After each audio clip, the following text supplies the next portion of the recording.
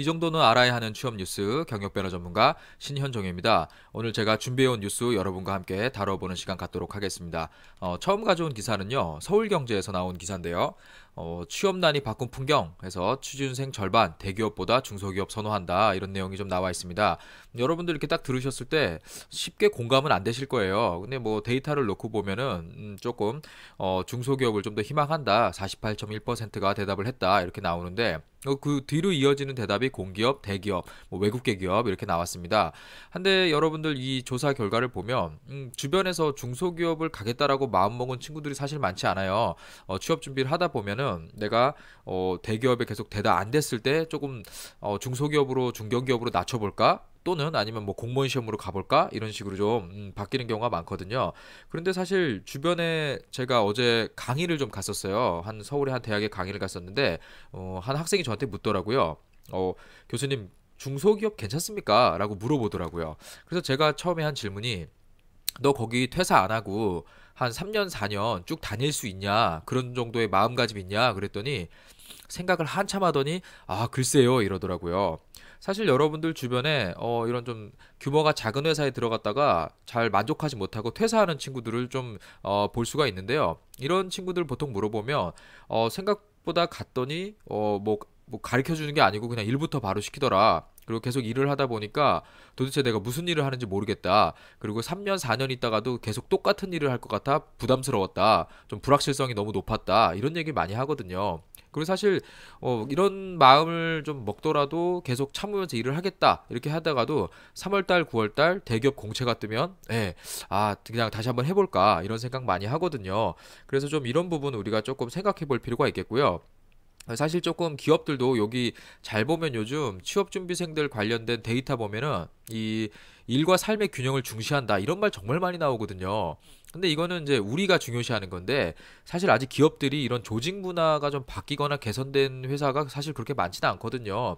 특히 대기업이 아니고 중소 중견기업이라면 이런 오너죠. 사장님의 어떤 딱 결단이 있지 않고는 사실 또 어려운 부분이거든요. 그래서 오히려 좀 변화가 어려운 부분도 있습니다. 조직이 작아도. 그래서 이런 부분 우리가 한번 좀 체크해 볼 필요가 있겠고요. 근데 이런 기사를 보고 나면 이제는 중소기업이 대세인가? 이렇게 생각을 할 수 있는데 연결되는 기사 하나 볼게요.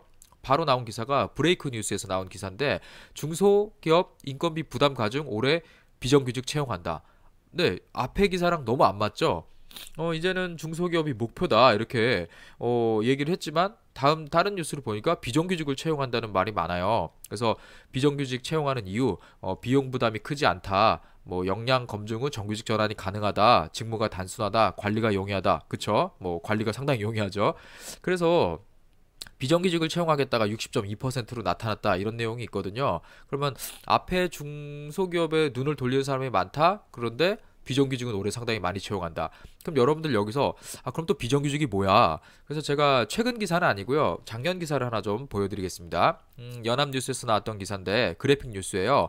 정규직 비정규직 임금 격차, 이런 부분이 있거든요. 여기 잘 보시면은 2004년과 2017년을 좀 비교를 해놨거든요. 그래서 잘 보시면은요, 시간제 근로 비정규직 정규직 이렇게 좀 나와 있는데 임금 격차가 점점점 벌어진다라는 이런 걸 그래프로 쉽게 보여주고 있습니다. 여러분들도 딱 보셔도 이 정규직은 상당히 늘어나는 거에 반해서 비정규직 상당히 오르지 못했죠. 예, 시간제 근로도 마찬가지고요.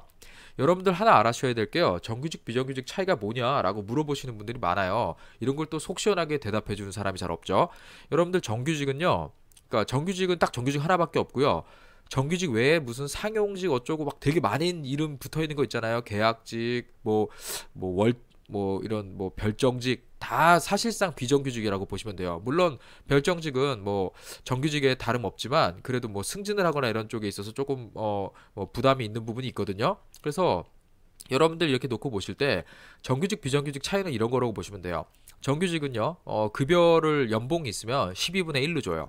그런데 비정규직은 13분의 1로 줘요. 그래서 일만큼을 떼놨다가 나중에 계약이 끝날 때 퇴직금조로 주죠. 그래서 실질적으로 같은 연봉 2,400만 원을 계약하더라도 월 받는 금액이 비정규직이 적어요. 그리고 중간에 퇴사하면은 내가 13분의 1로 받아서 이렇게 조금 손해봤던 금액을 나중에 돌려받을 수가 없죠. 이런 부분에 좀 차이도 있고요. 그리고 보통 정규직과 비정규직 이 고용 계약서를 쓸 때요. 정규직은 계약 종료일이나 뭐 근로 종료일이 없어요. 그냥 계약일만 존재하고요.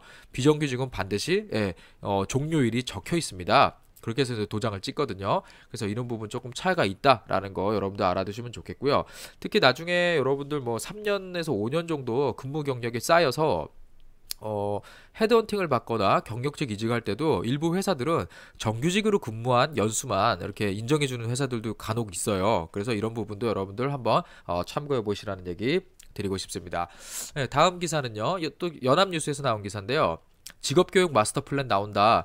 민간 합작 7월까지 마련. 뭐 해서 이제 나온 기사인데 사실 이런 기사는 매년 나와요. 거의 뭐 매번 나오고 연말이나 연초에 사실 쏟아지는데 직업교육이라고 그러면 여러분들 우리 대학을 졸업해서 지금 취업을 준비하는 분들한테는 직업교육은 나랑 좀 먼 거 아니야? 이렇게 얘기를 좀 생각을 할 수도 있거든요. 그런데 이런 뭐 직업교육이라던가 아니면은 뭐 내일 배움 카드를 만들어서 좀 더 직무와 관련된 뭐 교육을 더 받는다거나 취업과 관련된 교육을 더 받는다거나 이런 것이 사실 다 이런 정부에서 이 운영하는 여러 가지 취업 지원 프로그램이다 이렇게 보실 수가 있겠는데요.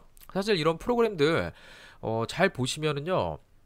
지원해서 도움을 받을 수 있는 부분도 있지만 뭐 반드시 뭐 추천을 받은 회사에 취업을 해야 된다거나 아니면은 뭐 다른 이런 조건들이 있는 경우도 있어요. 그래서 여러분들 이런 거 조금 잘 보시고 접근하시는 게 좋겠고요. 그리고 이런 걸 좀 하다 보면은요, 사실 저희처럼 이쪽 교육을 하는 사람들 입장에서는 이게 또 약간 뭐 커넥션이 있는 어떤 특정 회사가 거의 대부분 또 운영하는 경우도 많아요. 그래서 이름은 다른데 뭐 비슷하거나 이런 것도 사실 조금 있거든요. 그래서 이런 부분 좀 사실 실력 있는 분들 많은데 이런 여러 가지 제약이라던가 문턱 때문에 접근 못 하시는 분들도 주변에 제가 볼 때 좀 많아요. 그래서 직업교육 마스터 플랜 7월까지 마련한다 그러면 좀 더 폭넓은 이런 시야를 가지고 좀 만들어 주셨으면 좋겠다 이런 의견을 제가 전달해 보고 싶습니다.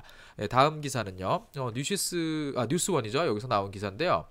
자기소개서 면접 실무 취업 노하우 영등포에서 배운다. 구청에서 아마 좀 진행하는 이런 채용 정보 박람회 뭐 이런 걸 기사로 좀 낸 것 같은데요.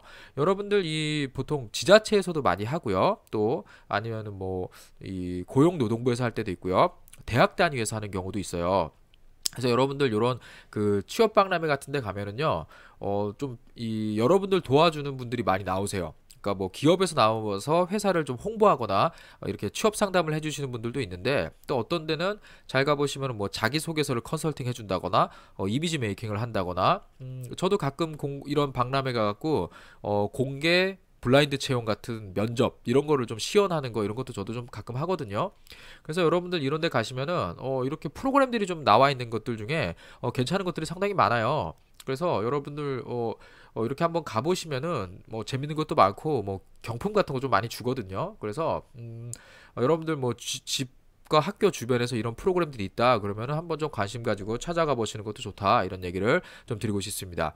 하나 주의할 거는요.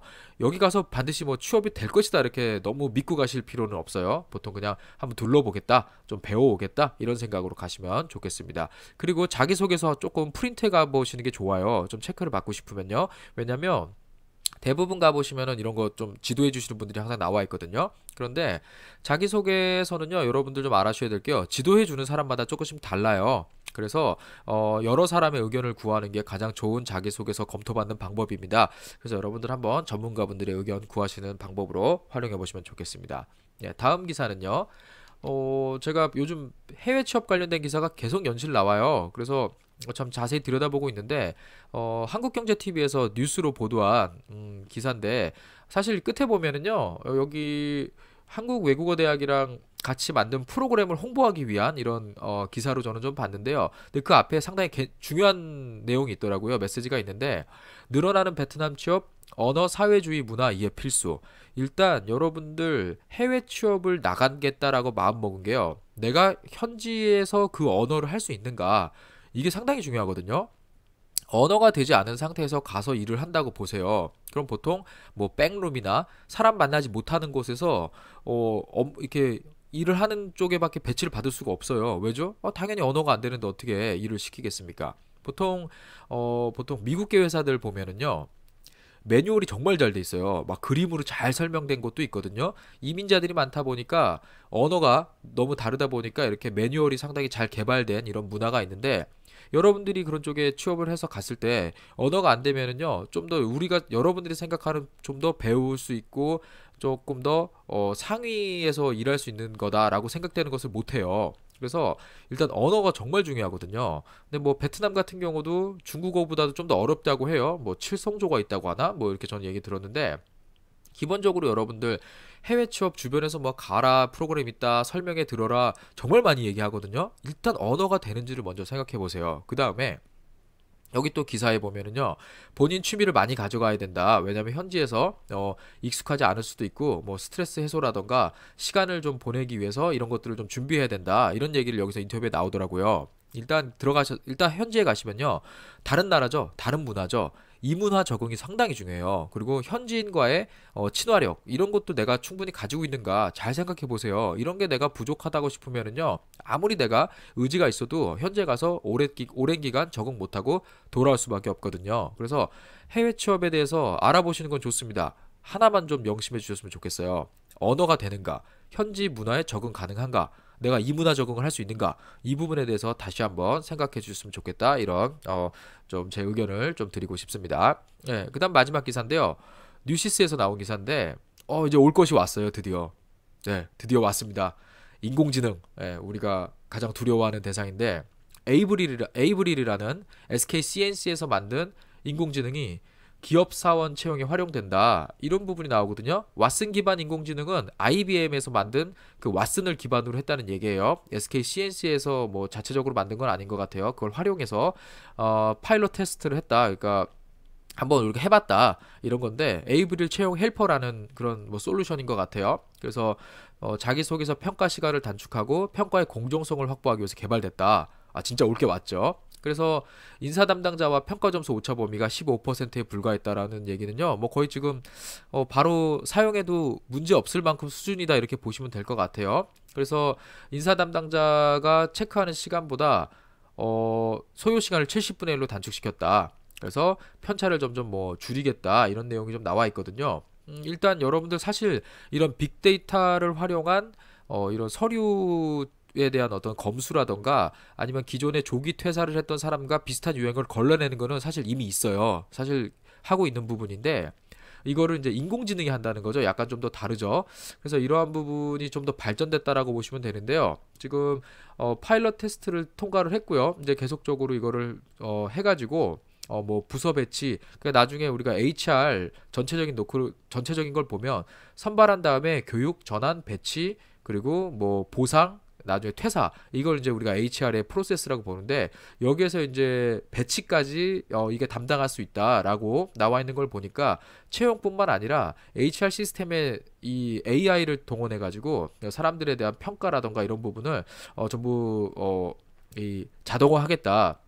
이런 의미로 좀 해석해 볼 수가 있어요. 그래서 여러분들 이것도 앞으로 우리 AI가 좀 더 똑똑해지기 전에 좀 빨리 좀 취업을 하는 게 좀 좋지 않을까 이런 제 개인적인 생각도 좀 가져보겠습니다. 자, 그래서 여러분들 제가 오늘 좀 같이 뉴스를 좀 다뤄봤는데요. 여러분들 취업 준비하시는데 많은 도움이 됐으면 좋겠고요. 계속 노력하고 여러분들 구직 활동을 열심히 하는 그런 또 한 주 보내셨으면 좋겠습니다. 예, 경력변화 전문가 신현종이었습니다. 감사합니다.